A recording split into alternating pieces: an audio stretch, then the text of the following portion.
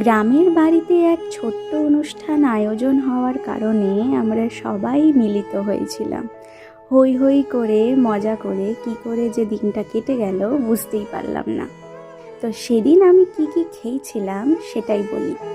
প্রথমেই পাতে পড়ে গেছিল লেবু, নুন, গরম ভাত, বেগুন ভাজা। গরম গরম ঘি ভাতে বেগুন ভাজা খেতে আমার দারুণ লাগে।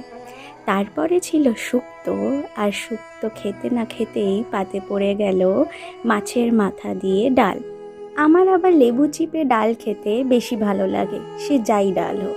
তারপরে পাতে চলে এলো বাটা মাছের ঝাল। বাটা মাছের ঝাল খেতে না খেতেই কাতলা কালিয়া। মাছটা এত ফ্রেশ ছিল যে কি বলবো। তারপরে চলে এলো পাঁপড়, চাটনি, রসগোল্লা ছিল যেটা আমি তখন খাইনি, আর শেষ পাতে ছিল গোবিন্দভোগ চালের পায়েস।